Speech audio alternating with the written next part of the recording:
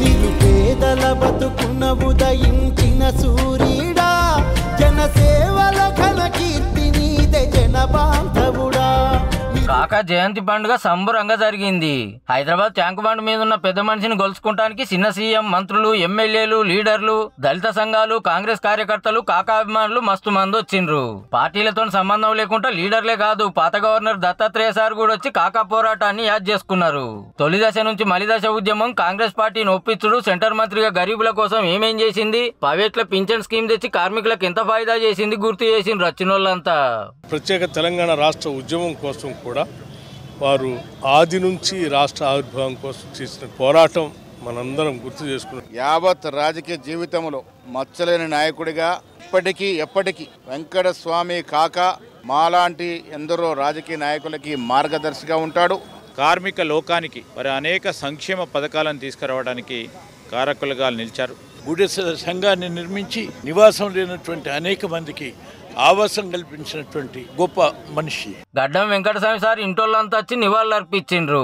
ఇక హైదరాబాద్ రవీంద్ర భారతిలో సర్కార్ తరఫున గడ్డం వెంకటస్వామి సార్ జయంతి పండుగ చేసిండ్రు. అట్లనే బాగ్లింగంపల్లి అంబేద్కర్ కాలేజీ జర్నల్ విడుదల చేసిండ్రు. కాలేజీ పెట్టిన కాంచెల్లి న్యాక్ ఏ గ్రేడ్ వచ్చేదాకా అన్ని ముచ్చట్లు ఉంటాయి అన్నట్టు. సామాజిక న్యాయం ఇలా కాకా లాంటి వారి వ్యక్తుల స్ఫూర్తి, పెద్దలందరూ కూడా కీర్తిశేషులు తెలంగాణ ప్రభుత్వానికి అండగా ఒక ఆశీర్వచనంగా ఉన్నారు. కాబట్టి 42% రిజర్వేషన్ సంబంధించి కూడా ముందుకు పోగలుగుతాను. తండ్రి అడుగుజాడల్లో కాకా గారి పుత్రులు ఎలా వివేక్ గారైనా వినోద్ గారు ఇలా మనవడు కూడా రాజకీయాలకు వచ్చి అంటే ప్రజలకు ఏదో చెయ్యాలి అనే తపనతో ఉన్న వ్యక్తి. అప్పట్లో సింగరేణి మూత పెడతట్టుంటే కాకాసారే ముంగడబడి లోన్లు ఇప్పించి కాపాడిన ముచ్చట గుర్తు చేసిండ్రు. మా తండ్రి బాటలో నడుస్తున్నామని కార్మిక మంత్రి Vivek sir, Bellampalli MLA Vinod sir మా తాతాశయాలు ముంగడికి తీసుకుపోతున్నా అని పెద్దపల్లి ఎంపీ వంశీ సారానికి వచ్చిండ్రు.